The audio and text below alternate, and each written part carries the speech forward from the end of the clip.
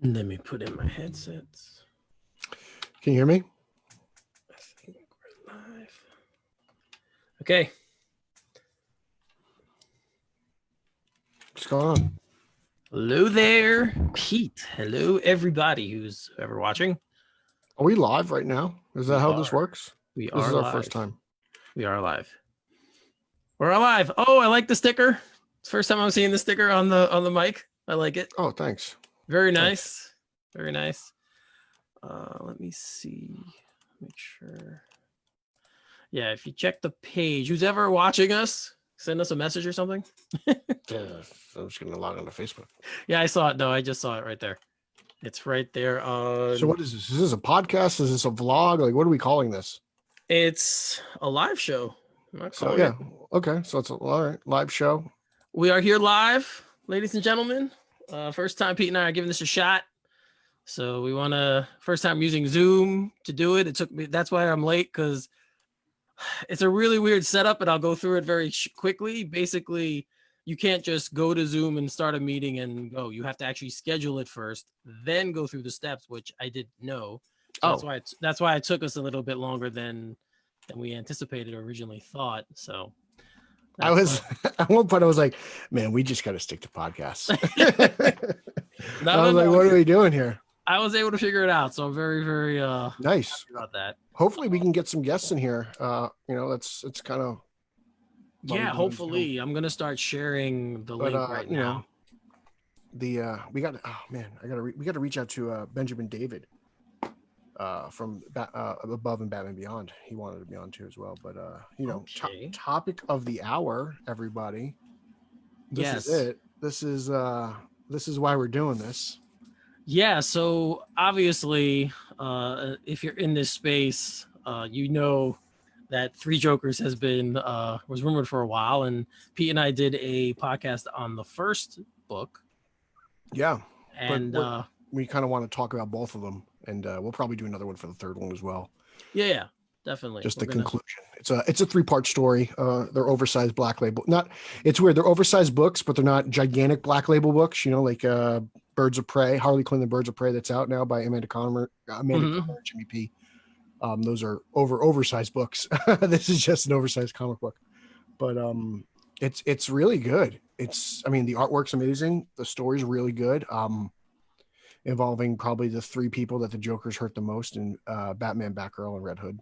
Yes, I think that's fair to say, at least in for the time. Obviously, the entire history of all the characters with the Joker. Yeah, I would say obviously Batman is number 1, but Red Hood and then Barbara. Yes, and those are two. Those are 2 stories that are also that this is pulling from that are also epic stories, right? You have Death in the Family, and this bad boy right here, right? And then Killing Joke. So you have. It's a kind of an amalgamation of all of those. It's definitely a sequel. I would say it's definitely a sequel to Killing Joke. Well, this book kind of, that's a kind of a good segue too, because this book kind of pushes it more in that direction. Especially issue 2. Issue 2, there's a lot of Killing Joke in it. Just from, for those who don't know, Octopus, that is a little Easter egg in there. Yeah, that's a big Jason Fabok or JF, as I'll call him for the rest of the show. Jason F.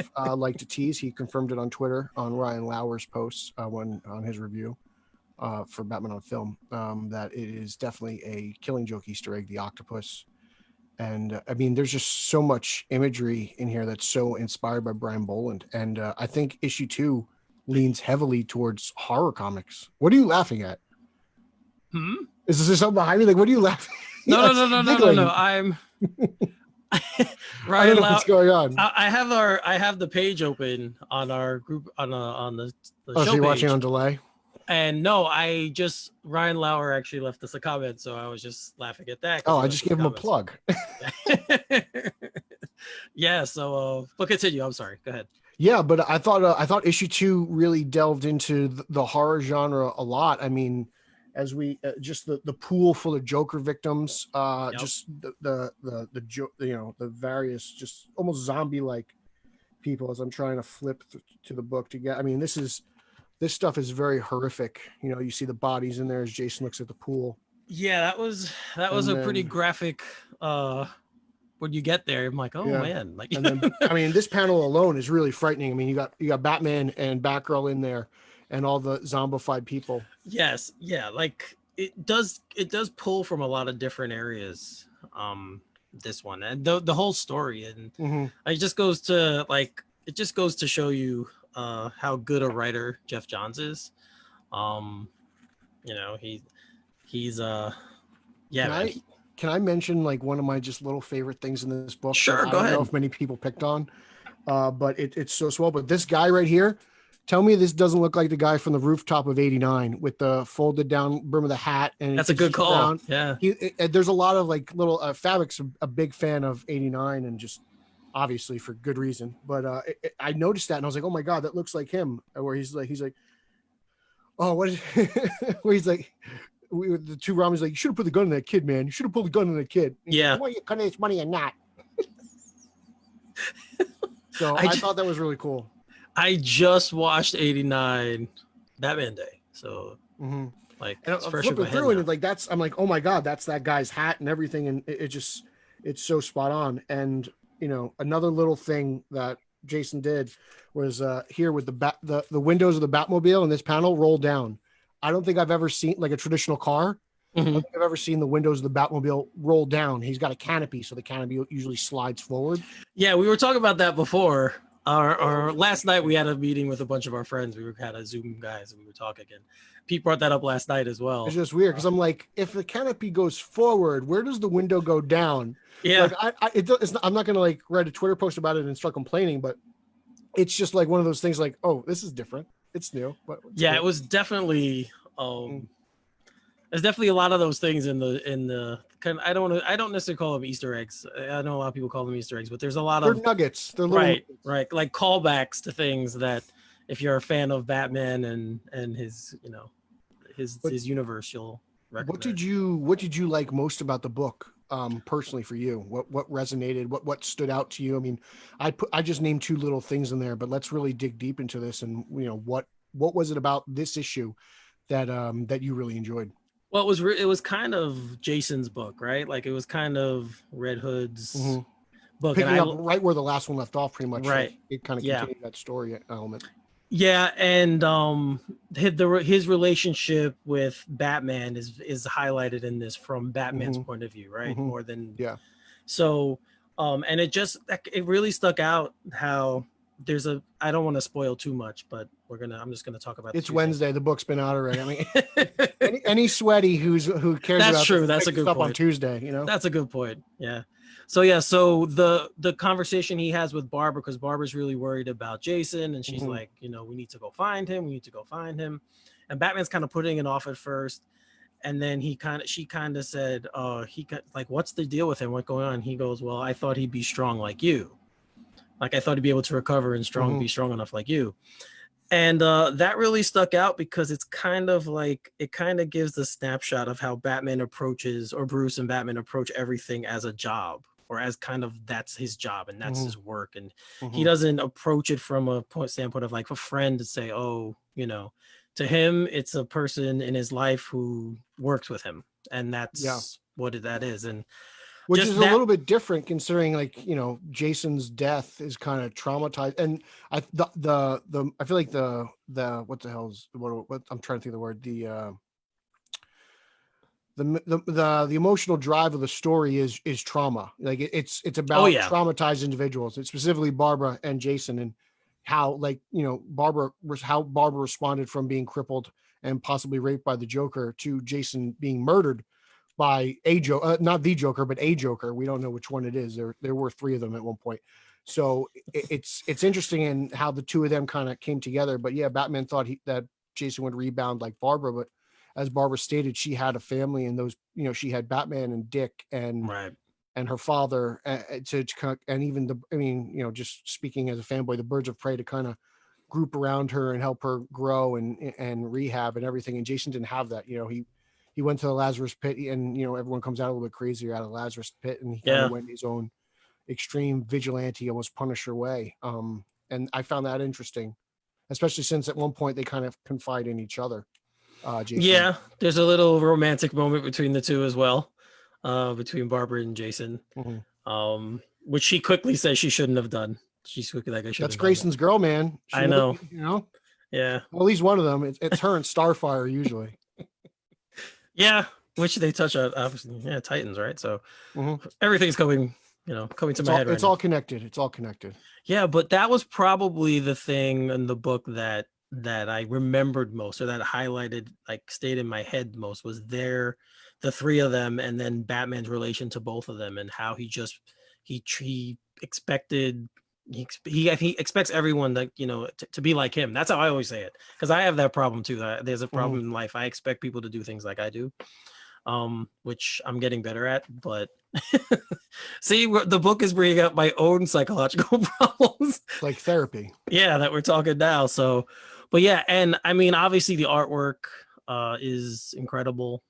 It really it's is so detailed. It's so beautiful, and I mean, there's various panels, like I said, that just scream killing joke. And the book opens up, and in the nice little Easter egg, like the Joker is eating with some kind of family that he seems to have, and the woman who cooked dinner and her son seem to resemble people from the Killing Joke.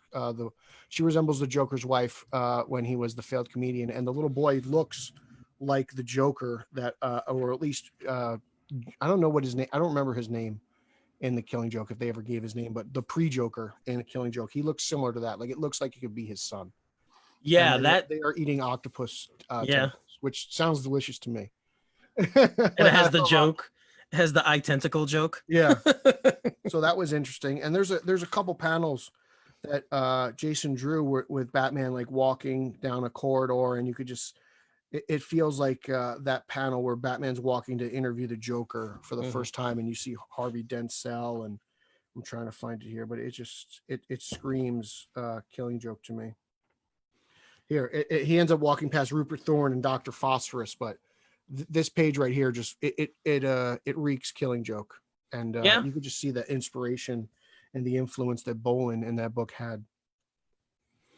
Yeah, I mean, this book, we said, is Jason's book from I guess the hero side, but it's very much about the comedian Joker from the Joker side.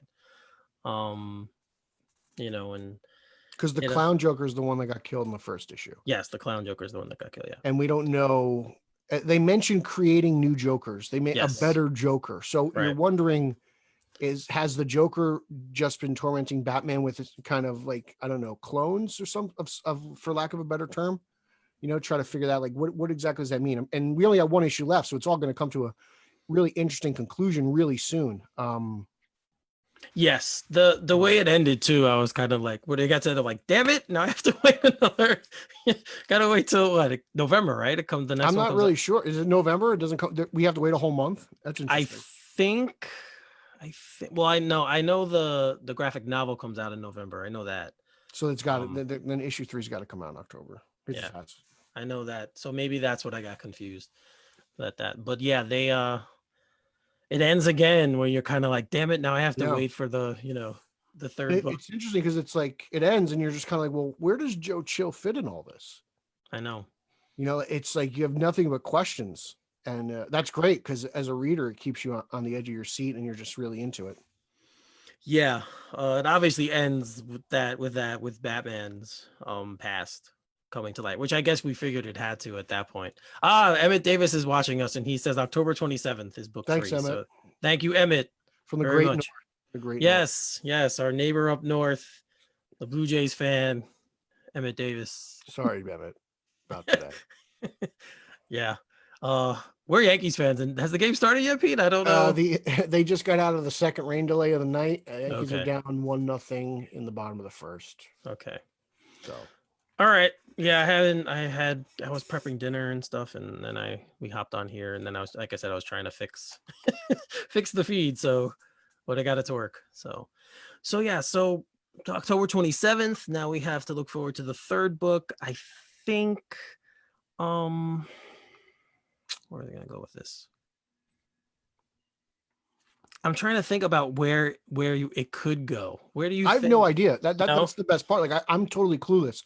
I didn't know. Like just reading I'm flipping through the first book now, and like I just see a lot of influences. Like I see influence of Alex Ross's Scars, that image of Batman, and just it's funny because like I didn't pick up on that the first time, but I don't know. Like I'm so curious as to, you know, if the Joker is creating other Jokers just to create havoc, and have we seen the real Joker over the past 80? When was the last time we saw the real Joker? If that's a question, you know, like there's no the creative team behind the book has said there's no like multiverse or interdimensional time travel. Like none of that is a factor into the storyline. This is as real as it's going to get. They try to be grounded. So I'm just curious. And you know, the best type of story is the story that keeps you guessing and you can't predict. I mean, you can't predict this at all personally. I No, mean, I no, have no, no, no. idea where they're even going to attempt to go. And that's the best part. Like it's so unique in so many ways. Yeah, I mean, it reads like a movie. Like it reads like a movie script to me. Oh man, can you imagine if I mean, this has got to be an animated film at some point. I would can't have. see them not doing that because I feel like it's been selling well. Like I walked to my comic shop, Main Street Comics in Milltown, New Jersey on Tuesday, and I mean, Three Jokers just invaded the store like everywhere. He had like piles upon pile. I mean, there's 5 different covers, so I mean, Right. I can only imagine how many. I felt like there were like 300 books for just that story alone. You know, I couldn't believe how many issues of Three Jokers he had. I was like, wow, this is really that popular. And he's like, yeah, no, there's a ton of people are buying. Like everyone's buying it. Yeah, it's a huge event. I mean, it really is. No, it really is. There's been so much buildup, and I think it because of, again, it's Johns and it's Fabok, however you say it. Jason. His name's Jason. Let's just call him Jason. Yeah. So like there was a lot of anticipation for it. It was years in development. Like that's what we learned from. Well, the book is done. You know, like the book didn't get published until they finished it. So like that's great because my main concern coming into this were delays, and I know Doomsday Clock suffered from a ton of delays. And to the point where it takes you out of the story and you're kind of like, well, what's going on? I don't remember. It's been 3 months. Like what happened? I gotta siphon through my long box and try to figure out, you know, I was like, oh, okay. Where's my stories? I gotta read the previous 4 issues because it's been 3 months since I picked this up. Yeah. If you guys if Pete ever shows the pictures he has of his long boxes, you guys would be impressed. It's like very, very, there's lots of them. There's so many, and yes, it's like horrible to organize. Pete is it's horrible. He's a true collector, guys. Let me tell you that he is a true collector. I like starting at the end of the alphabet because those boxes are on the top. It's yeah. So any hold on a minute.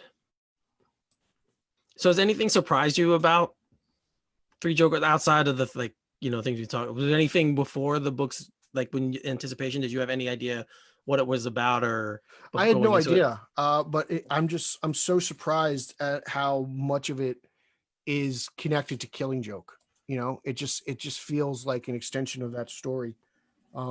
Even when the is he the, what's his name, the comedian Joker, like he's having flashbacks to, you know, the days before he was the Joker, and then you go to present day and there's nobody there. It's like this teddy bear with cut off arms and a mannequin, you know, there, and you could just see how delusional he really is.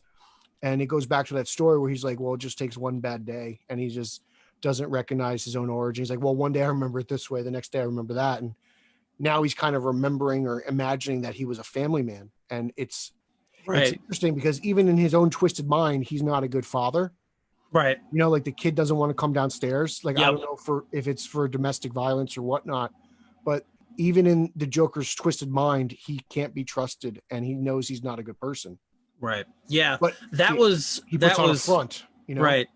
That was another one of the things that you find out, that you're introduced to this storyline, and then it winds up being all in his mind. Yeah. You know, and it's not really happening. Which even harkens back to Joker itself, the movie. Yes. You know, because that was a big part of that movie. It's like, well, what's real and what's really in Arthur's head? So, you know, it's interesting how this is kind of culminating just various Jokers. Shout out, Brian DeMasso's watching us. Brian DeMasso was on a podcast. We got a huge following in us, Canada. Yes, the Canadians love us. Canadians do love us, so shout out to Brian. Love it. That's great. Yes, sir. If I can only get Carlos to pop up, that'd be better. I don't think he's on Facebook though. Well, I just actually I just saw you could share it on Twitter, so I just shared this link on Twitter. So maybe now from our That'd be Straight of great. the Gotham page. So maybe now we'll Fantastic. see some people pop in, and we'll stay on for a little while and chat a little bit. Yeah, for me, that was another thing that, like you said, the hallucination and him just hallucinating that this, this is going on. And I mean, they really are taking three distinct, well, they did, obviously we're taking three distinct looks at the three different Jokers. And I can't wait to see now where this is going to go and how it's going to end. And like you said, and wait for the animated movie, because that it's that it's has a to shame happen. it's only 3 issues, because I feel it's weird. Like I've been on the show, and I've mentioned how I feel like some storylines are drawn out. I almost kind of want this to go like 5-6 issues. Like it's almost unsatisfying that it's in 3, because it's done. It's over soon. Right. I know they're oversized issues, but it's coming to an end, and it's just like, Well, maybe. it's going to be a hell of an ending. Like, like, because Right. you've only Like, got one left. I'm wondering if it's gonna be have finality to it or be open ended. Uh, you know, I most times in comics you do have it's final, like it's a final. That's it, the third Well, issue or the final issue I is don't the know. final. Nothing's final in comic books. How many people? Right, right. There's stories about a guy who's died and come back. So it's like, and the Yankees are down 2-0.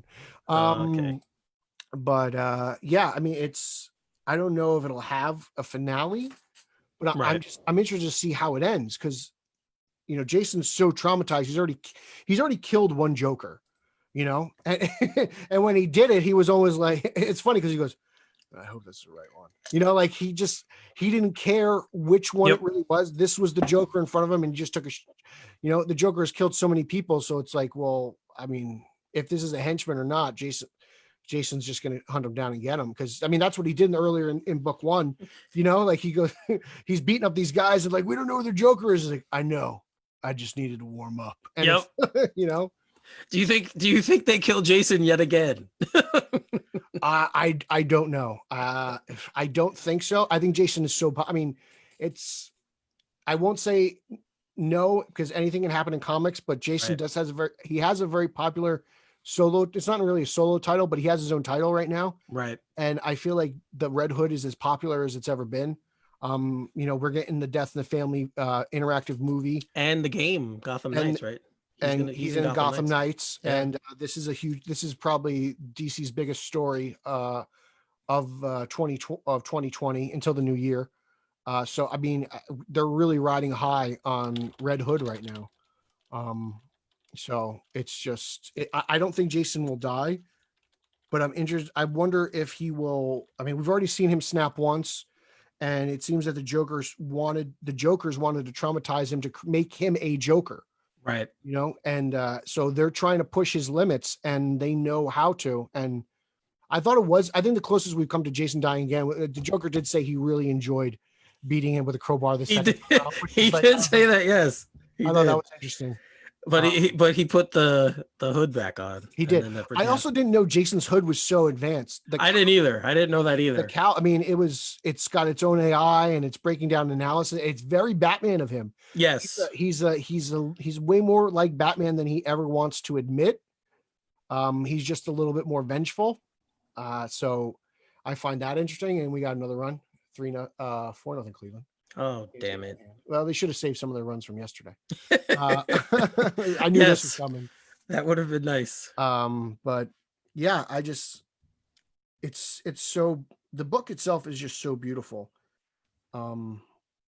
It is. And and all these, like, I mean, in the first issue we had the shark with the smile that ate the little sideshow performer, the Joker's friend, and in this issue we got the Rottweilers with the Joker smile for the crooked judge.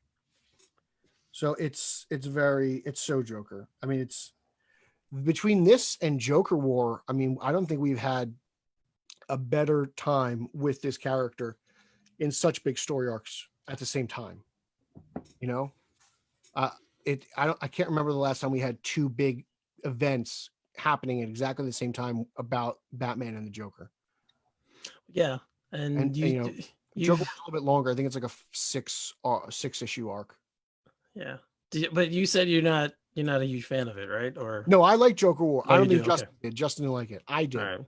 I thought Okay. it was cool. I think I've liked Three Jokers more, but I've enjoyed Joker War. I thought it was good. I'm a fan of Tynan. I like his writing.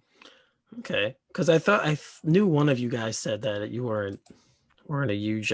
Justin's not a fan of Punchline or Yeah. Joker Reno War. loves Punchline. Shout out I to think Reno. Punchline's cool. She's no Harley, but I appreciate the creativity in it. Also, the clown killer from Joker War. He's an interesting character. Okay, I haven't read it, so maybe if you're giving me good feedback on it, I'll give it. I would read it. Yeah, I mean, he's just this kid who's just had enough. He's fed up with it, and he's going around killing all these Joker henchmen, and it's kind of cool seeing that a regular citizen kind of reach their limit. So that part's interesting. I recommend that story. I read Batman Joker Warzone today. That was like a episodic issue, about 5-6 stories in it, and I thought that was really good. Okay, I'll have to give it a look. Give it a look. See. Yeah. So we have some other topics. If you want to talk about them, we can dive in and give them a little bit of a discussion here. Yeah, sure. What do you want to talk about? I'm here. I'm here. Use me. Well, I mean, we were debating having a podcast as well, but I still think we should. We could use this as a podcast. We could do both. That's fine. Eric's trying to fade out the podcast. No, I'm not. I'm not trying to fade out the podcast. I like doing live stuff. So this is just live is raw and unedited and just it's us. That's raunchy. It's just us. So I like doing that stuff. I like the spontaneous nature of it. So, but yeah, we had topics we were going to discuss for the podcast, so we can do them here, and then we could record a podcast too about them. I don't care; doesn't matter to me. So the first one, which you sent me, so I'll just go through it, is that the Snyder Cut is getting a 70 millimeter filming. No, it'll get $70 million of extra. It's getting $70 million extra for its budget. Why did you put MM? That's how you abbreviate million in text for some reason. You should just put M. I would have been fine, but okay. You can't do that. That's not right. MM is the technical term. So right. Snyder Cut is getting $70 million extra dollars to production, and we also heard that obviously the some of the principals are coming back to shoot more footage. That's something else that we heard. So clearly, what they told us in the beginning wasn't accurate. I think it was. I don't think they really knew what they were getting into special effects wise. And here's the thing: like, I think that this money will go towards the actors. I think it'll go towards the special effects. I think a lot of places are mislabeling this. I don't think these are reshoots. This is additional footage, right? Because you're taking a movie that was already filmed. And I believe what Snyder is doing, just from this is just me assuming things. I think he's just creating endings to 4 episodes. This way it doesn't look jarring and weird, because essentially this is a mini series. These are 4 episodes of television. Right. So I think he's just shooting conclusions to each episode. That's what I think.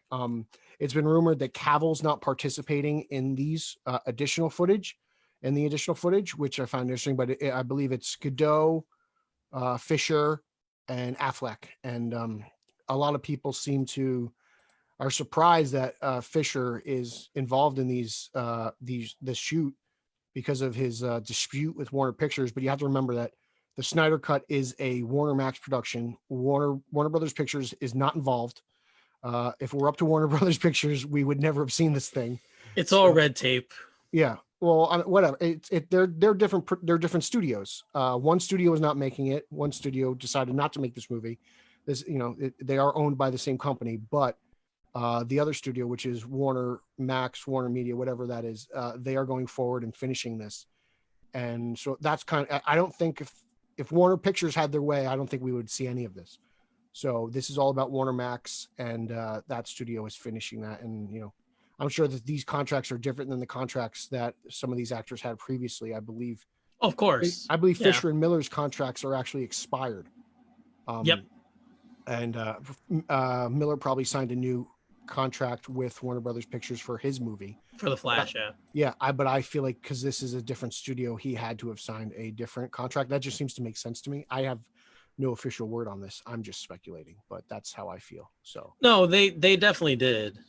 That's why I think we heard, like with Fisher, everything going on with him, we heard that they were in talks, because if he was still under contract, they wouldn't need to be in talks. They would just be like, this is the day you come back to finish the movie. So definitely they're having more discussions about, they're having new discussions about a contract, or just how much he's gonna do with this new contract if this happens. I have no, I'm still, like I said, I'm not gonna go into the controversy, but it's gonna be interesting to see what happens after it's resolved with him and HBO Max, and if they do something with Cyborg. It's just something that, yeah, I mean, if I'm interested to see how this is well received. If this is well received, just to see where it goes, because there's a lot of speculation that if this is well received, it should get some sort of extension into this universe. And if it does, and if this thing comes out and people are raving about it, I don't see why they wouldn't. Of course, it just makes sense. But then again, like I feel like critics have never been fans of Snyder. A lot of his movies aren't praised. I feel like not since 300. Yeah, I feel like 300. Ooh, we just had a home run, Stanton. Okay. So yeah, we'll see what happens with that. I mean, it's all up in the air. I'm done trying to guess essentially with this. Yeah. Because every time there's a new article that comes out, it just seems that people seem to fight over it, and that really kind of takes away my interest, because I'm tired of arguing about this. I'll wait until the movie's out, or the TV show, whatever you want to call this. I'm excited to see it.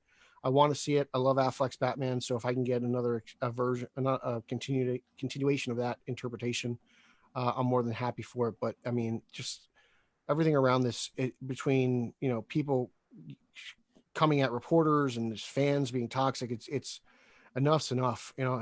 I moved on in 2017, but I'm here for now, and I'll check it out when it comes out, and I'll judge it for that. Yeah, everything going on around it is kind of draws you back from it. And like both of us, we were not like, oh, we want to see it. We said if it comes out, we'll watch it. But it's not like we were in the group of people who were dying to see the Snyder Cut. So it's just everything else going on around it's kind of making it even more just the harder infighting. Just harder to like cool. stay in the moment to want to see it. So it's almost like I just want it to come out so it's over with, Yeah, it's definitely there. I'm definitely at that point too. Like, I'm like, all right, just release this thing already and let's just watch it. I don't care what it looks like. And I think it's going to come out soon. To be honest, I mean, it's got to come out soon, right? I know they got to shoot their footage, but I feel like there's not that much footage to shoot. I think it's gonna. He's got a lot of it together. I don't know, and they say early 2021, correct? So like, that's coming. We're in October. I would think more April, which is still early, but I would think around April. You think April? That would be my guess. We'll get the series, but again, it's more money, so that's a good thing too. They are investing in it. They're not just making him do whatever. They actually are. I think this will be better for the project too. Like I said, the man originally made a 4-hour movie, right? So for this to just kind of get that hard cut at the hour mark. That's not how TV works, It'd be weird. I don't know where that ending would be in the film, because it's such a long film, but I'm glad he's going to get a chance to, create a at least 4 conclusions there, and it's not jarring or just awkward. Let him, if you're going to do this, do it right. He got screwed over the first time for whatever reason, and just they owed him one, and they're giving it to him, so good. Yeah. So if you're going to give them the money to complete it, let them do it the right way. That's what I mean. So they're, like we said, it's not just mouth speak now. They're actually putting their money behind it, more money than they originally thought. So it should be, they are serious about it. And that's a good sign. And they should be. I mean, they want this thing to go well. This is probably as of right now, this has got to be the biggest thing coming out on HBO Max as far as original content. Yeah, specific to HBO Max, yes. Yeah, I mean, we all we got was an announcement about Catwoman, the Matt Reeves Catwoman show with Terrence Winter. Right, so, and the Gotham Central Yeah. So show, you whatever know, that. Yeah. okay. So that's right. Gotham Central is Terrence Winter, and Catwoman something else. Yeah. That's my fault. Yeah. So that's cool. I mean, there was always we heard early on that might be a Green Lantern show at some point, but I haven't Yeah. heard anything about that. I know There, Johns is heading that up, so we'll see what happens. there was talk about on the CW as well. Okay, with But I don't Diggle. know. Yeah, with Diggle. But I don't know. I haven't heard much about that since then because it had Arrow ended with a little teaser that the way they could be going. So we'll see. But speaking of other casting, we have a Hawkman for the Black Adam movie.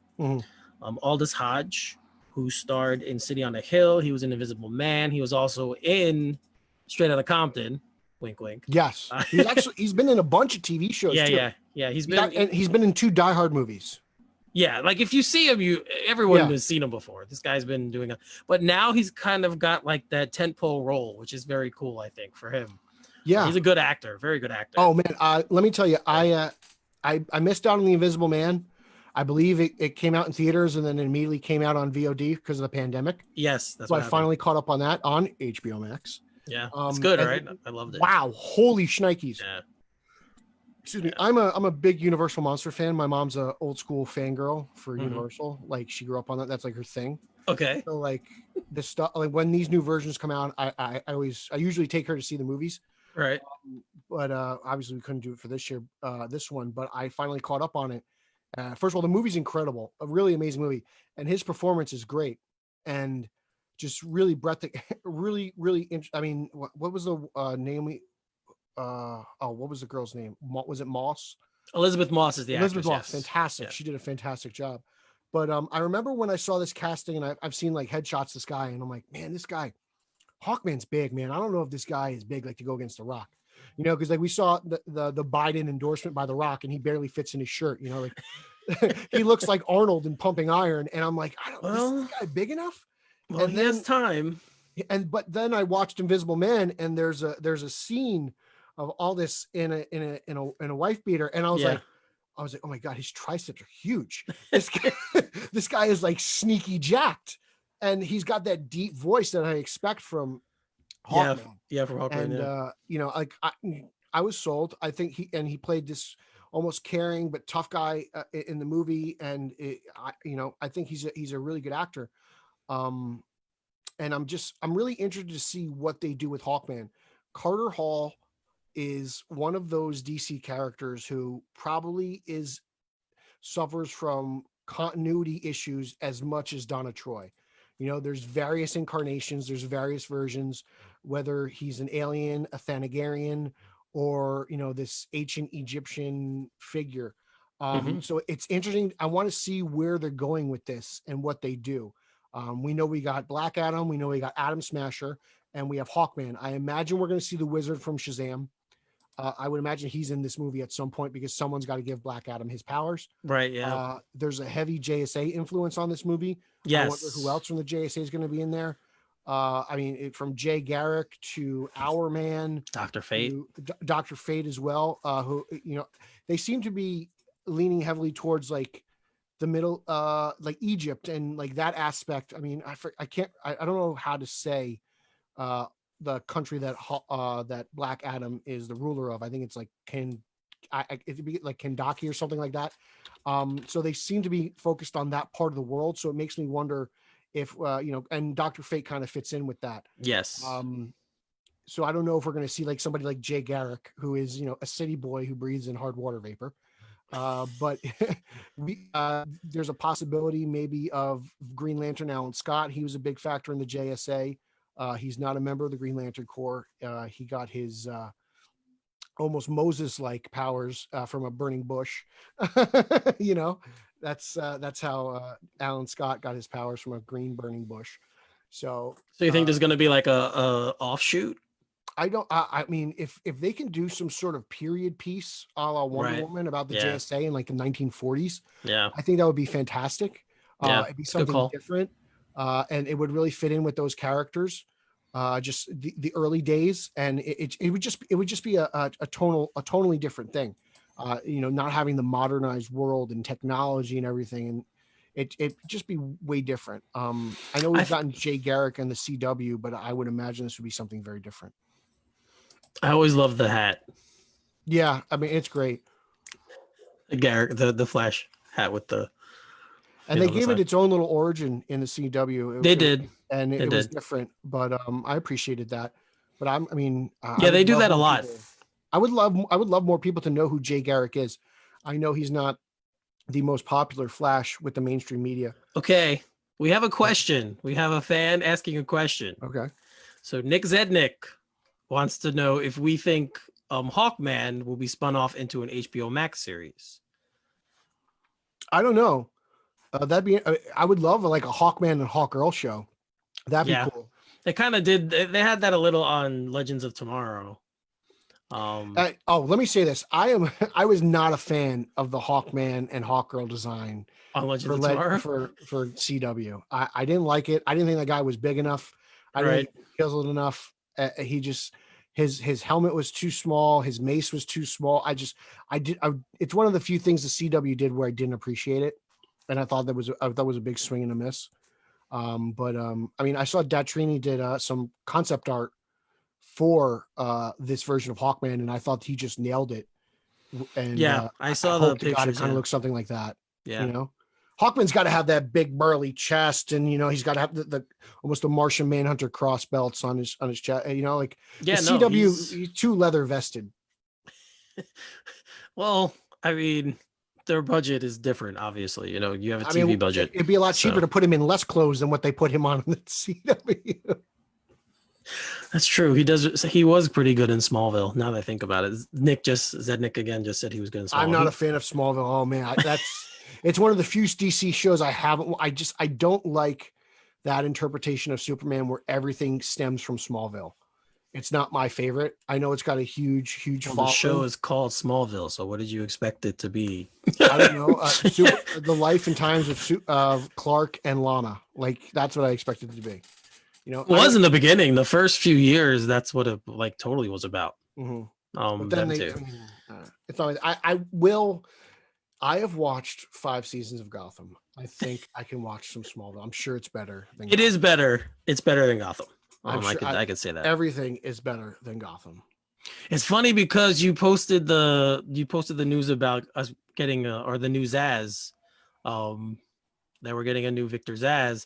Yeah, and I actually liked the Zaz in Gotham.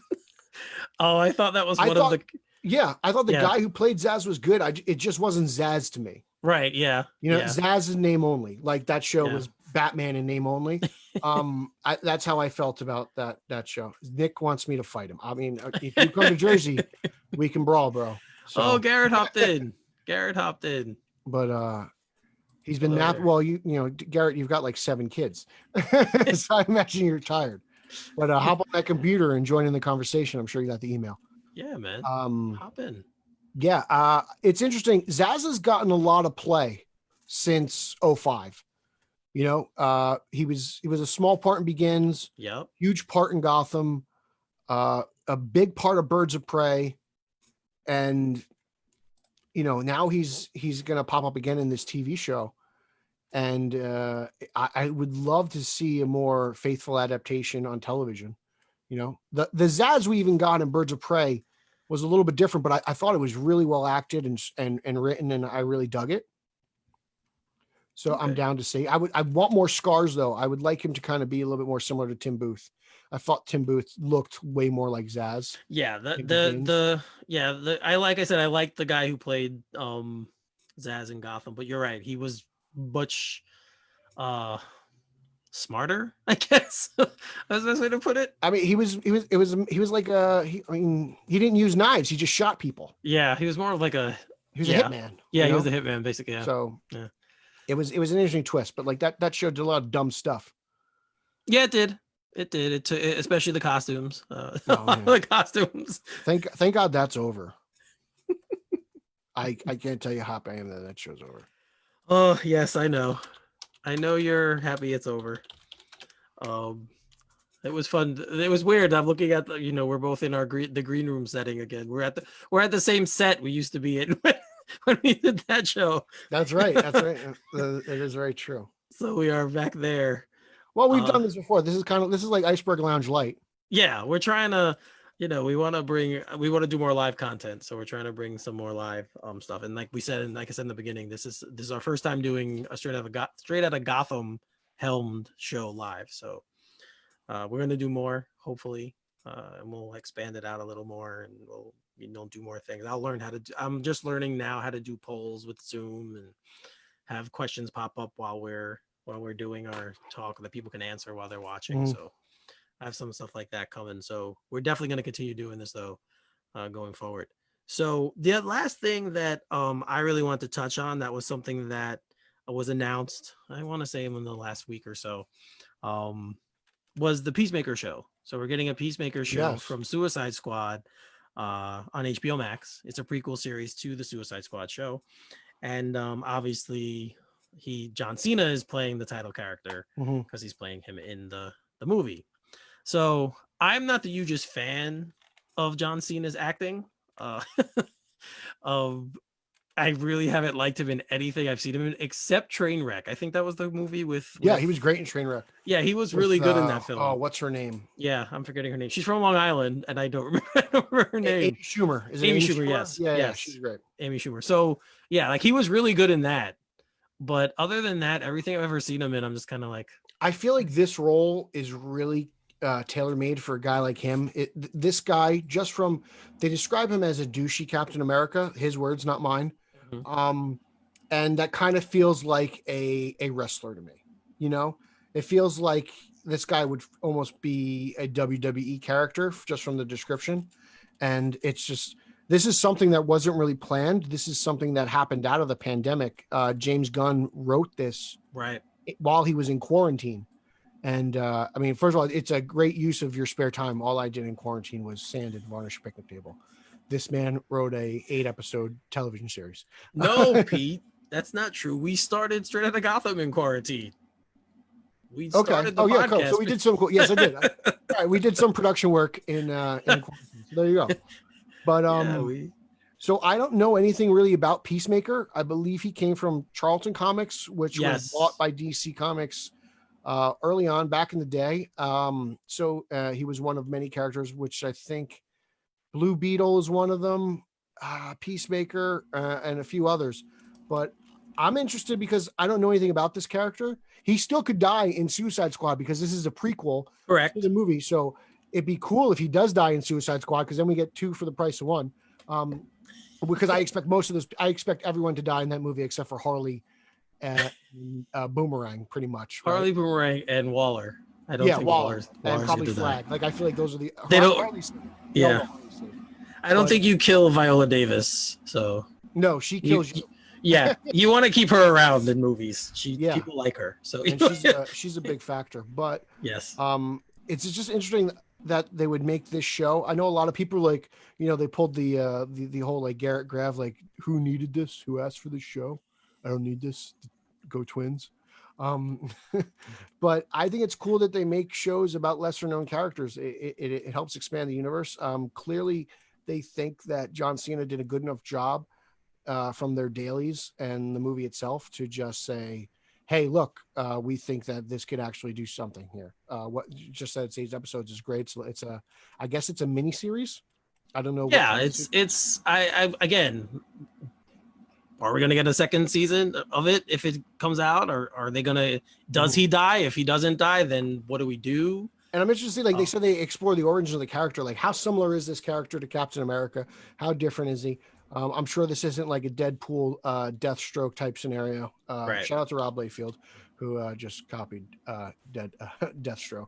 And then hold on. There's a knock at the door. We have a knock at the door. Hold on. Knocking on heaven's door. There is a knock at the door. And we have someone joining us. Oh, look who it is. There he is. He was just calling you out, Garrett. He just called you out. Just missed it. What state are you in right now? Ladies and gentlemen, Garrett Grav, the only man who likes to travel in the pandemic.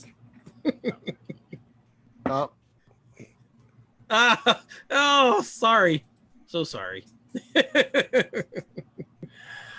What's going on with the Twins, man? Why can't you guys get out of the first round? Like baseball gave you an extra round and you still couldn't get out of it. He can't even hear. He can hear us. I can hear you now. Okay, so I was just saying, like, what's going on with your Twinkies? They can't get out of the first round.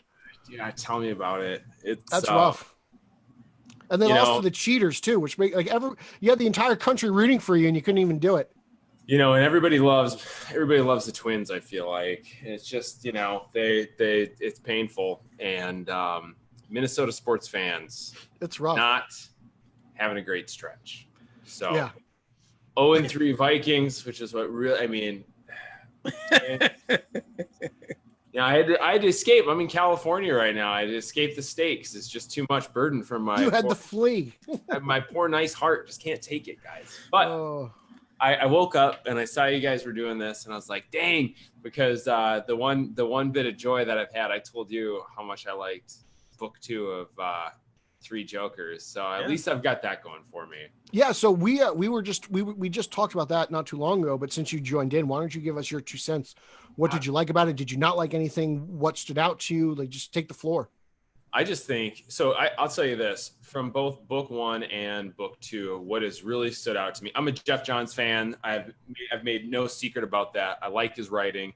The closest I get to like not loving his writing is Year One, because it's more challenging and it's a different Batman Year One. Or sorry, Earth One, not Year One. Batman Earth One. Okay. Yeah, Batman Earth One, just because it's a side of Johns that isn't my favorite. Like, he's doing a thing. He's doing like mean Geoff Johns, and I like kind of is typical say. And this isn't like easy reading by any means. This isn't Sunshine and Puppies, Geoff Johns. No, this is not. This is not Flash Rebirth. Yeah, right. And but so that being said, I think Jason Fabok, is that right? Don't ask us. Yeah, don't ask you, dude. Dan Jurgen's guy. That's my Jersey accent. I don't want to hear it. Yeah, it's fine. You know, you sound like you're from Canada, which I love the Canadians. O's really long. Yeah. I think Mauer. Babok. Jason.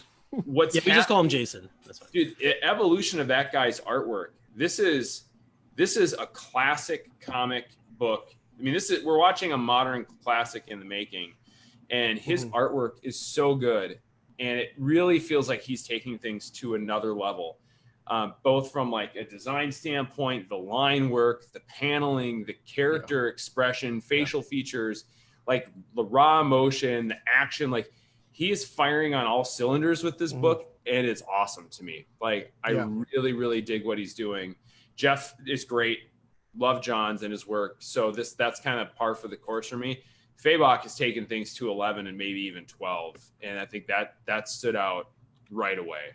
And, not to leave him out, but Brad Anderson, the colorist of this book, is phenomenal. Yep, absolutely. It's the purples are bright and vibrant at the right moments. It's dark and eerie. Like, he knows exactly how to mix his palette really well. And it's just, they're all hitting, like you said, just the 3 of them are hitting on all cylinders. Yeah. I can't think of a book that's as good from top to bottom as this book is right now. It's a master class. I love talking about colorists. It's one of the things that I like to do in my comic book reviews, because it gets left out so often and it contributes I agree. so much to the story. But he's got like the depth of field of colors in this book are just fantastic. And it's rich without being oversaturated. There's subtleties without it being, I think about like even sort of what's at play when he's using colors in a way that is sort of intended to distract you from some of the parallels that are going on that are more obvious. So I think about like framing and story as things that are intended in book 2 to make you think about Killing Joke. Yeah. The colors are there to make it its own thing, to make it not just a take on Killing Joke's artwork and story, because you see, when you get this Joker going home appearing to go home in the early pages, it's very reminiscent of Killing Joke, but the color is something totally different. So it's not a ripoff. It's not like so obvious that it doesn't hit in a way that's satisfying. And that's because of the color. Because if you look at the panel work and the story, it's absolutely intended to echo very clearly what happened, 30 odd years ago. One of my favorite panels in the book is this one right here, of just Batgirl just kicking down. And it's all because of the lightning and the red sky and everything in the background.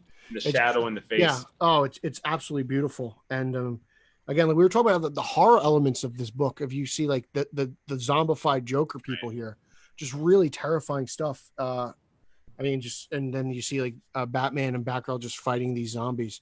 Just it's really frightening, and it's refreshing to see like as much as this book is about trauma and emotion and psychological. I mean, there's that fear of physicality and physical harm that is in the book. So it really kind of plays on all forms of emotion, and it really hits the spectrum as a whole. Yeah, that's a really good point, Pete. And I think you guys know this about me. I'm not a huge horror fan. I'm not a fan of like gratuitous violence. It's just not Minnesotan, you know. Yeah, dude. There's nothing better than watching a bunch of camp counselors get their throats slashed. Yeah, right. But I think it's October, so it's the season. With this, right, we're in the season. I'm actually recording a Halloween episode of Batman Book Club with Lauer later. So wonderful. This is the season. But it's that sort of threat of physical violence that can really breed great tension and keeps a reader on edge. Like action's great, right? Everybody loves a good fight scene. There's a ton of value to that. But if you can stretch that tension to its breaking point, and you see that with the zombified Joker corpses or whatever they're, the people that are supposed to be toxin, where they're reaching out and like sort of grasping at it, the immediacy of potential violence is there. And I think that's so much more effective than just going for, the gore factor right away. Like, and two of these characters, like they have been physically just, beaten and broken down by the Joker. Right. I mean, Barbara, again, possibly raped, definitely crippled, and Jason was murdered. So there aren't really two other characters who have been as tormented. Yeah, the suspense, man. The suspense that's in both books. That's one of the things too. That's like Garrett said, it's just dragging it out, and you're like, okay, and the beats are there, and you're waiting and waiting. It really does read like a horror book movie in a lot of ways. Yeah, it's I'll continue my Minnesota theme thread. It's like when you're reeling in a really big fish, right? Like, getting the fish in the boat is great. That's the point. But it's the play as you're reeling in, and you let some line out and you reel it back in, and you let some line out and you reel it back in. And then you're right there. It's the big fight as the story meets its crescendo. And this story is like building towards a crescendo. I can't imagine what it is, because everything we're getting here is so good, right? Like, if anything, if there's a critique, it's almost like it's not a critique yet. It's just a hope of, I hope that this series can fulfill the promise of how good these first two books are, because you go from playing at 11 or playing at 12, like you got to end at 15. How the hell do you do that? That's can you stick the landing? And they've got one issue to do it. That's exactly. it. There's one more issue in this story. So like, we were talking about that before, how it's a really condensed short story, and we kind of wish it was longer. Like we had more issues coming. Yeah, I think that speaks to how well they're doing it. Yeah. I think it'd be tough because it would start to morph into something different than what it is. Because at the core of what this book is doing, it's a character study of those that have been the most impacted by the brutality and cruelty of the Joker. And if it started becoming something beyond this character study of these individuals and how they've responded and how are still impacted in responding to new information, potential new information about the character, you start losing sort of the hook that Johns has into this, that your way into the storytelling is through the damage to the psyche of these characters. If it starts becoming a longer format book, it's just another example of storytelling as opposed to like a very clear look at these individuals. And that's why book 3, like, I'm so interested to see where they go. 'Cause it's like, you get Barbara, we got Jason, we got Barbara. What's he going to do when the spotlight's fully on Bruce, right? Right. That's where obviously that's where the book ends, right? Like we're going in that direction. So you're right. What's it going to be like? And that's obviously it's Batman. So that's the key member of this. So I'm really, really looking forward to it. Like I and Pete and I both said, we hope they make this into an animated film at least. So we get so we get a movie because it reads. Johns writes like he's writing scripts, movie scripts. He does. He's good at it. Yeah. So I like his work in films. Yes, I do too. I like his work in films. The torches and pitchforks are coming, boys. You better watch out. They're gonna be going north to Minnesota, and I'm in Southern California, suckers. Now you just told them, so there. Sorry, my wife and kids are also back there, so never mind. I'm in Texas. Sacrificing them for the greater good, I see. Yeah, right. Father of the man, year. those. Well, but I like him too. So you can come at me as well. That's fine. And I agree. I think this would be awesome because sort of like you have these classics that what the most modern classic kind of ultimate example of a Batman story that they put into one of the animated movies is Hush, right? That's probably the most recent from publication. That's the most recent, yeah.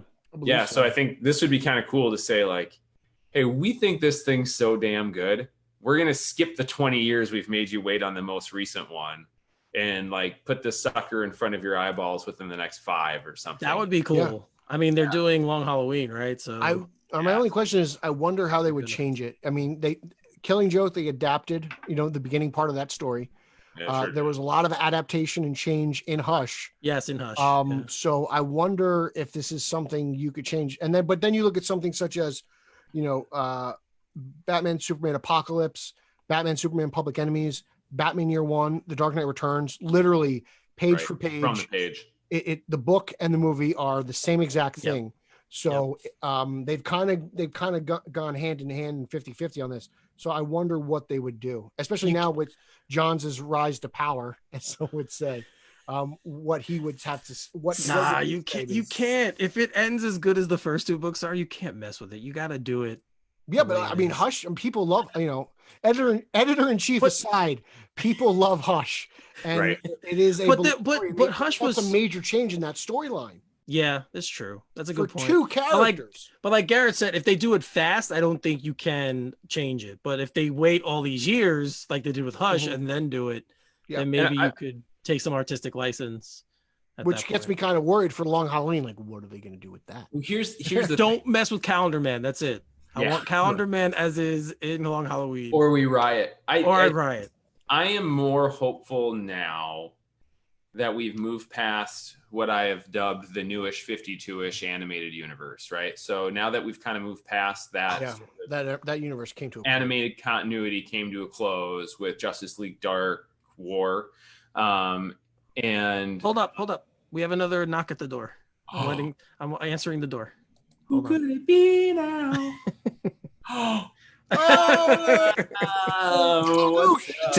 Did somebody say the Long Halloween? Yes.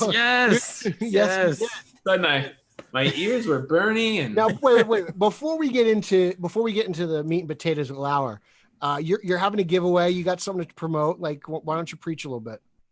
Preach. I heard you guys have been talking a little Batman 3 Jokers. Yes, just a little bit. There's a little Twitter giveaway of 3 issues of 3 Jokers. What? Some variants. The Batman Book Club. Go to the Twitter sphere because it's less than a day and that thing is going to get drawn and somebody's going to win 3 issues of 3 Jokers. Can I win? I can't win, right? Damn it. No, I can't. I'm not disqualifying anybody. Are you kidding me? You handled the concerns. You disqualified almost the entire planet. You except for one country. That's true. You have. Sorry, Emmett Davis. The Canadians are getting a lot of love tonight. I'll say that much. They've been here. They've come in. They haven't won a cup since '93, but we love them to death. Oh no! Oh man. Those are fighting words for the Canadians. Well, hey, they love those. Don't come at me. Blame Batman. You guys just said the Dallas Tampa Bay final. Well, that must be there has to kind of be rough for Minnesotans because Dallas used to be in Minnesota. Oh, yeah. North Stars. Yeah, they were the North Stars. Yeah. You watched the Lakers win and win and win. And win. That's a good point too. That's a good point too. The Timberwolves have that one good season with Sprewell. Yeah. Of all players, it was Sprewell. They have a nice future though. But let's not get into basketball. We're not going to talk about sports. We've already talked Okay. about Reviews baseball. I've looked at that they have a nice future. I mean, come on. They do. Have a They nice do. When future. did this become a Minnesota sports talk show? It's your fault. You mentioned the Twins when he came in the room. He put on the hat, and that's where we went. All right, so yeah, Lauer, we've been discussing Three Jokers. I read your review, by the way. Well done. Your review on Batman on Film, very well done. I also read Justin Kowalski's review on Let's Go. Also very Did not well read done. Justin's review. Yes. I read a bad review somewhere and I couldn't believe it, but Hey, I did too. that shall not be named. But Why not? You can say it. Let's put it out. No, there. He's imitated. I'm not one of those guys. There are other. If you want to hear people bash other people by name, you can find other shows for that. I'm not bashing the writer. I don't know him. I don't know the person who wrote it. I just know the review is not one that I thought was correct. That's all. That's it. Agree. I'm not being mean. It's So awesome. what real quickly in a quick synopsis, Lauer, give us a synopsis of your review, I guess, and tell us what you thought about book 2. Review your review. What the hell? You guys have put me on the spot here. Review my review. It's good.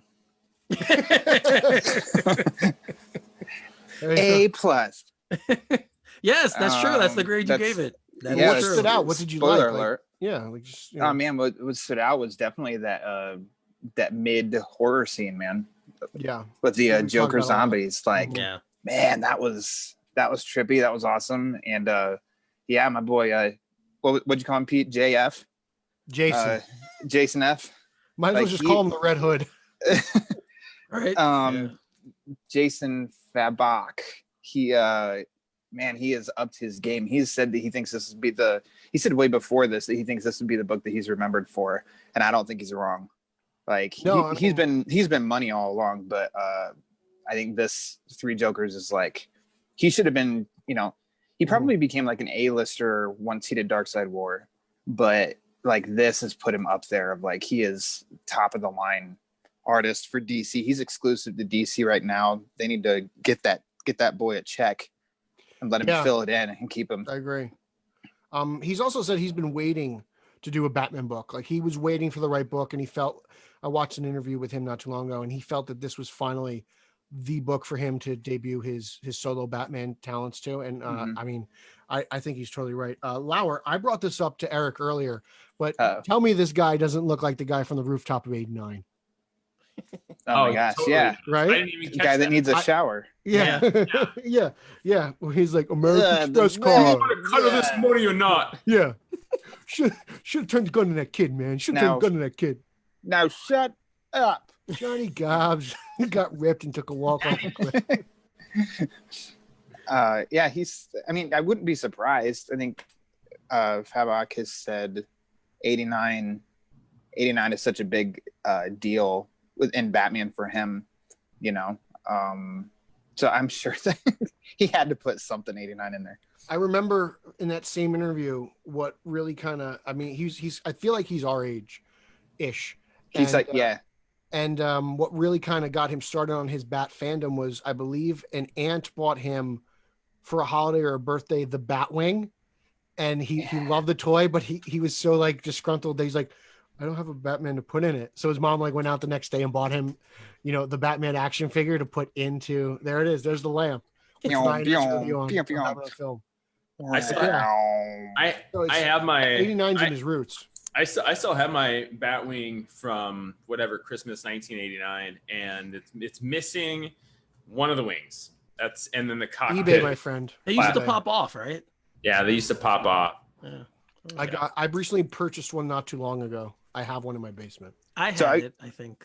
I told Pete this, but Fabok's got a YouTube channel, and he called the Fabocalypse, and Nice. he did a 45-minute walk through his office, and that is must be like awesome. heaven. He has like figures galore and books and stuff, and it's really cool. Pete's big on toys, so I knew that he'd get a kick out of it. But I think anybody though, it'd be really cool watching and just seeing the stuff that he has. And like Johns sent him like a Prime 1 Batman Arkham Origins statue. Oh wow! And my God, How big is that thing? but it's huge. I don't know what, like, when people talk about like the 1/3 scale or something, you know, something like that. I don't know how, like, scales. I don't 1/3 of what, but that thing, like, it's monstrous. Yeah, just a big... give me inches, dude. Like, how many inches this stupid thing is? Hey-o. 1/3. Oh, shut up. Okay, so let's say I'm not the only one thinking it. Eric's more of a perv than I Big am. enough. Anyway, You're not going to be Big enough. unsatisfied. It's Yeah. Oh, just geez. fine, Pete. I mean, Yes. that thing's gotta be. I mean, it's gotta be at least like bigger than 3 feet. Like, I don't know. The thing's, it's massive. Just go to YouTube and check it out. So that's got to be like half size. I mean, if you think about a 6-foot Batman, right? If that's a 3-foot statue, that's enormous. Yeah. I'm gonna put the link in the comments, I think, right now.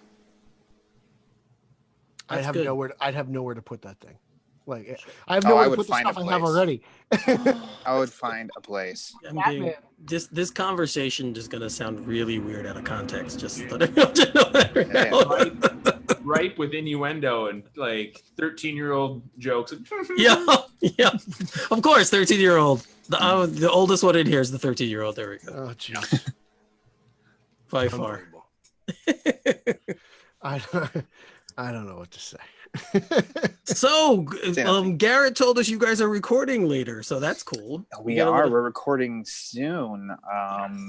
Get a little preview. A little Halloween action going on. Yeah. It's a maybe better to say a lil Halloween. A Little bit. See, this is why Garrett's going to jump into the 5 Timers Club on the Batman Book Club in no time for the clever wit like that. Well, that and you leave me out of the promo materials. It was a glitch Oops. on Twitter. It was a glitch on Oops. Twitter for whatever. So Yeah, excited. your handle didn't. I don't know. All There's the an error. people who aren't Garrett to join in all the Halloween fun. They can't blame me for that one. Lauer can't blame me on that one. That was not my fault. Yeah, I know. Your boy Nick Zednick. He wondered. He's like, wait, where's Garrett? Why isn't Garrett in on this? Since I joined, I haven't been able to look. He at was in the chat. Yeah, I don't know if he's. chat. Hey, Nick, are you still there? Zednick, are you still? Say hello if you are. You should send him the email and have him join in. Should By I? the way, Javi Trujillo Yeah, Javi's in here says, too. "Hey fellas," and hey Javi, he's the one that sent me the link to Fabocalypse. Nice. I'll have to give that a like. Oh, I'll give it a Zednick follow. still, or at least he was still on asking about if one of the movies we're talking about was on DCU at some point. So, Hey, Pete, who's Andy Luca? Go ahead, Pete. Tell us who Eddie is.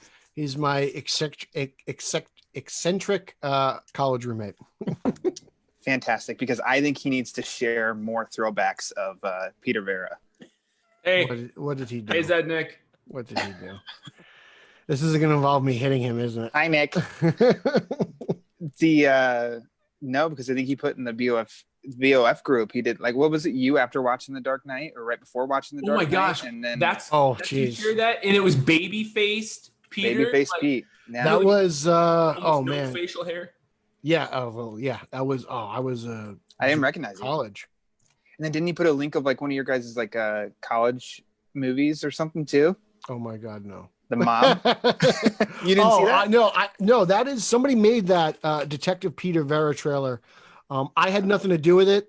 I still have to sue you guys for the rights to use my name Right. Okay. and my life story.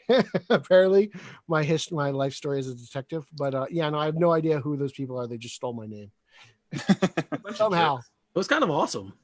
It was interesting. I give him credit. I mean, I just- I found that trailer like junior year of college as well, and I was like, who did this? Like, what is this? This is my Yeah, name. no one's ever said, you know what we need to do? Make a hard-boiled detective trailer about Yeah. one Garrett Grev. Like Peter Verra. Now that's a man. Yeah. He's like, you know, That's the guy who deserves doors a trailer. down, whiskey's in the glass. Like it just, He looks enough like you though that it's believable. Now I look more like Bullock, but you know, Well, you don't like falafel? That's I could hear you say. no, that's Flass. I don't want to look Flass, like Flass. I'd rather look like Bullock. Yeah, at least Bullock's got. He looks like a man who can handle Yeah. his business. Yeah, I'll take Bullock any day, or Slam Bradley. But Blam. Yeah, The last person I want to be is at least begins Flash. If I was year one Flash, that'd be a different story. oh yeah, year one Flask is That's more like it's more like Rick Shoe. right. Yeah. Yeah. Rick Shoe. Shout out to Rick Shoe, by the way. Love Rick Shoe. I want some more poolside chats from Rick. Yes, Shue. I love that. That was Just awesome. wanted to give me little life lessons as he sent by the show. Hello, Ryan. I know these are dark times, but just give me some kind of advice. Oh, geez, Ricky baby. Yes, shout out to Rick Shoe. So that's cool though. You guys. Yeah. Do you guys like this art?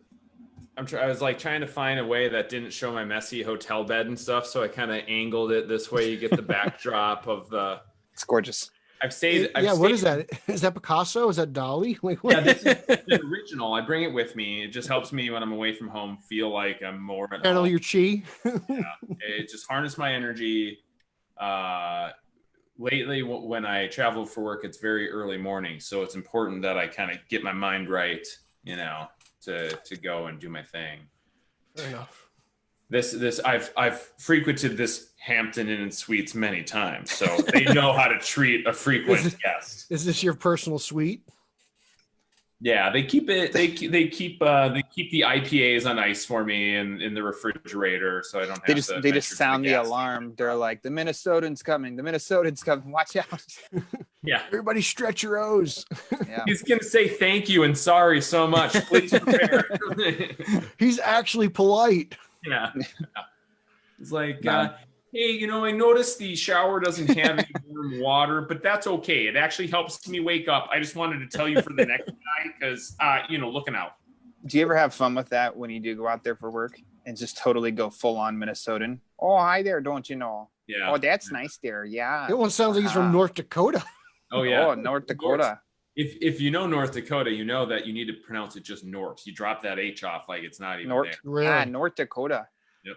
It's My very dad nice lives- there this time of year. My dad lives in Fargo, so I know pretty well. Fargo.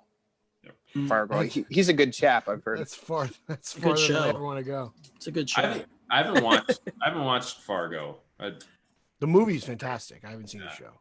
I thought the We movie should was watch the boring, show. but But Fargo is like anthology wouldn't be the right term, but every season it's like True Detective, right? Where It is the right, I think that is the right, Is that it? could be Okay. the right term. Yeah. Just like American Horror Story of an anthology series. Sure. Oh man, sometimes American Horror Story is so far out there. I'm like, wow. Okay. So they're 84 last season, which was the slasher season, throwback to like 80s slasher. I'll have to check that Awesome. one out. Okay, Awesome stuff. I will check All that right. one out. So Three Jokers is turned into slasher. We have gone off on the tangent of tangents. Yeah. Here. Zednik is saying Is he's anyone just still on- watching? Apparently Zednik is on the phone with somebody, and they just happen to be talking about how Peter would make a great Harvey Bullock. Oh God. And there it is. He's got to be talking to Daddy Batman. Matson Tomlin. I'm not familiar with Matt, Matson. he follows me on Twitter. Of course, he says Garrett's Nightwing. What? The Nightwing? Come on. Oh, we all know why. What? Because I'm a dick? Just check out. No, not for that at all. Check out Tumblr, and you'll find out why Dick Oh. Grayson's so popular. I used to do squats before I stopped going to the gym. I don't know if I quite could. The shelf isn't what it used to be, boys. Oh, jeez.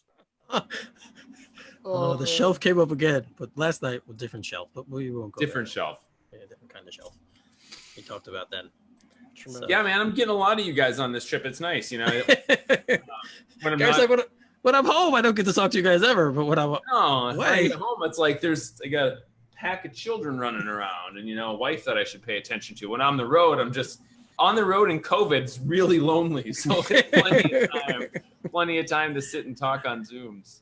well, no, like that was part of the deal. One of the things I wanted to do was just bring random people in, who was ever was available. Just come We're in. just a bunch of randos. Yeah. So, obviously, people I know. I'm not just pulling people off of Twitter. Be like, hey, you want to be on the show? Come on in. So, but no, I this think is- if you need somebody, get Peanut butter. get Pete's best friend Andy No. Luca in here, and Then no one will get a word in edgewise. let him love- share some stories. Andy of loves Okay. to old Pete. dominate the conversation. Yes, Andy, I love you, man, but you can talk. That's all I Bring will say.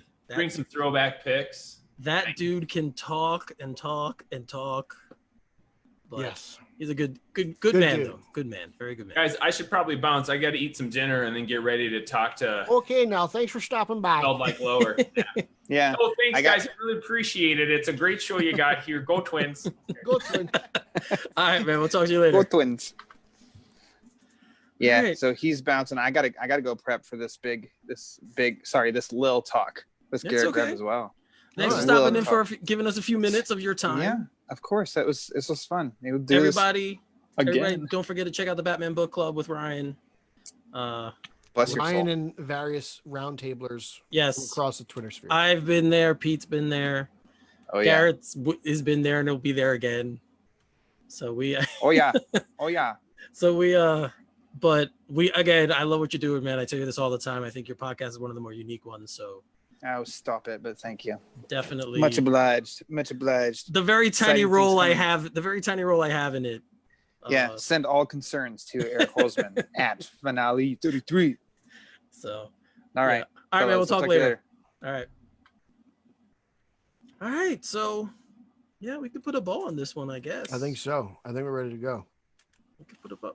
Don't worry, Andy. Next time we do a live, we'll bring you in. I promise, man. We'll bring you in the next time we do this. Just have the mute button ready. Oh, Zednik's coming in now. Let's let him in for a few minutes. All right. Well, let Papa Z95 talk about Three Jokers for a while. All right, He's brother. gonna be upset. He missed Garrett. Yeah, Garrett had to leave, man. Oh, look, there he is. He's chilling. But we Where can't is see he? you. It's I very can't dark. see you. Do you have lights? Hey, He's giving Hey, us. Oh, guys. there we go. There we go. there we go. Hey. He's gonna be upset. He missed Garrett. Oh, Oh, mute There he the is. show. Mute us on Facebook because we can hear you. Do you have Feedback. lights? Yeah. He's giving us. Oh, there we go. there we go. Nick, Hey. Nick, you gotta mute Facebook because we can hear it through. Oh, Mute the show. Mute us. We can hear me. Oh God. All right, there we go. my bad. It's all right. It's all right. So yeah, obviously we've been talking Three Jokers tonight. We brought Ryan in, we brought Garrett in. Sorry you missed him. He just bounced. You have to go. But go ahead, man. Three Jokers. No, man. I really love this book better than issue number 1. Like I was saying in the chat, just all the callbacks to Death in the Family, Killing Joke, and it was just the horror aspects of it, man. I love that this one again, it didn't go where I thought it was gonna go. So I love that even more. And then just seeing like the dialogue between Bruce and Barbara, like what to do about Jason. And Right. so I loved it, man. Can't wait for issue number 3. Can't come here soon enough. I Yeah. agree. I Yeah. have no idea where October. it's going, but I'm stoked. I'm really pumped for it.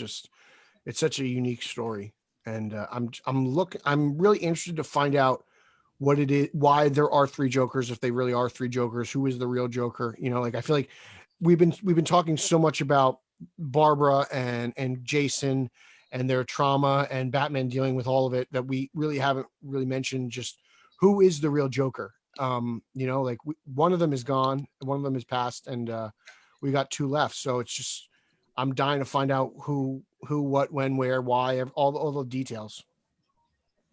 Yeah, that's one. Yeah, that is one of the things. And I in the beginning thought that one of the 3 Jokers might be villains we already know or other villains, but now I don't think that anymore. So I don't know where we're going with this. But yeah, this is, like I said before, this is something that we were looking forward to, and it hasn't disappointed. So it's Great. exceeded expectations, I would think. But like you said, Geoff Johns, man, this guy he's great. No, he's a great writer. Great writer. Hell of a storyteller. Absolutely. So yes, we have 1/3 of the vigilantes. You do. We're actually celebrating our 50th episode over the weekend. Nice. Have you guys man. reached 50? Wow, congratulations. awesome. Thank you. Awesome. Thank you. Good for Can't wait. Got Daddy Hawk now. He's no longer Daddy Batman. So, do you have a topic list? You keeping it a secret, or what you gonna talk about? we are thinking on like having like a reminiscence episode, Okay. thinking like how everything came to be, That's where cool. we were at from episode 1, little backstory history of how it all came to be, how we know each other, stuff like that. That's cool. Yeah, That'd be a cool listen. I can't wait. I can't wait to hear all the backstory. That's gonna be great. It goes that deep, is- man. That is good. That is going to be interesting to hear. Thank you. Because you guys do a great job. I listened to the last one with Garrett. Excellent show. So you guys do a really good job. So I'm glad to have found you guys and listen, and Likewise. glad you can. You've been on the Iceberg Lounge, and nice to Yeah, have you dude, on here tonight. I can't wait to bust open into there soon. I haven't been there before. If I'm not mistaken, you're the one who stole the show. Yes. Oh, well, ooh, you can't allow that. So He's never been there. So. You've made more appearances than him. He hasn't reached the guest list yet. I just hope that you guys have better security than Arkham. So there you go. No, we're gonna that show's gonna keep evolving, and we have a lot of ideas. I have a lot of ideas for it. So, but we have to decide when we're gonna do Octobers. We have to at least do one, if not two, in October. So we'll hopefully something crazy will drop. This way we can actually get a group of people together and talk about it. Well, we could probably talk about the Death in the Family thing comes out right this month, October. Yeah, we could do a show about that. That'd be great. Yeah, the choose your own adventure type deal. So, yeah, so that should be an interesting topic to discuss on that show. But yeah, again, the larger things are easier to do.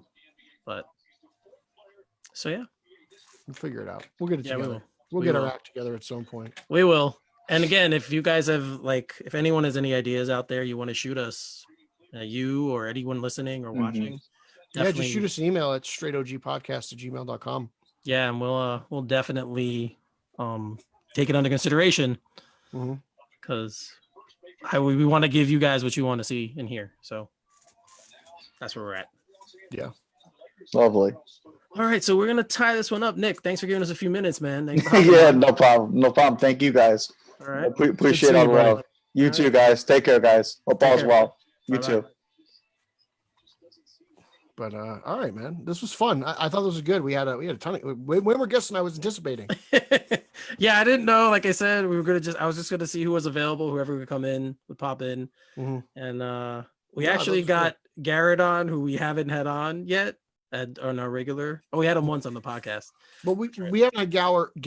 I combined the two of them together. Gower. They're a tag team. We haven't had Garrett and Lauer on the Iceberg Lounge yet. So this was a good, yeah. precursor to that. It was a good testing grounds. See if they're worthy. I'm only kidding. Here we go. Wow. I think Rochelle just hit a granny. Yes, he did. Whew. All right. See, we're ending the show on a good note. There we go. That, Chris Berman. Ending the show on a good note. The show went well, and the Yankees just took the lead. That's good. Awesome. I'm sure all the fanboys were like, Yankees. Yeah, unless they're Yankee fans themselves.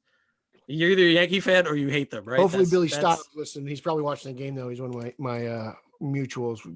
We love Batman and the Yankees. So shout out to Billy. Yeah. So Pete, anything you want to talk about before we leave, or do you want to plug, or just us? No, just straight_O_G, Twitter, Instagram. Hit us up there. We're both active on the social media. I'm at Pete Illustrated. Twitter, Instagram, Zack Snyder's favorite Verra. Hit me up. Let's talk. I love talking to you guys. I love shooting the shingle and just spewing my garbage. So yeah, me too. You can find me on Twitter at finally33. It's spelled finale33. That's the same on Instagram as well. Obviously, we're here on our Facebook page. So if you guys want to reach us, you can always find us here on Facebook, as well as the Facebook group that is by invite. So you just have to request to be added. One of us will see it. We might ask you a few questions and then let you into the group. But this is fun. This is a format we're going to try and use a little bit more.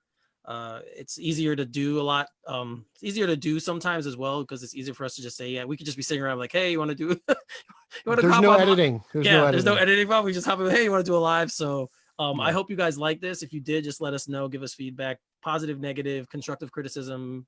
We're open to all of it. We're not perfect. So we just, what is that thing that Jeremy Johns always say?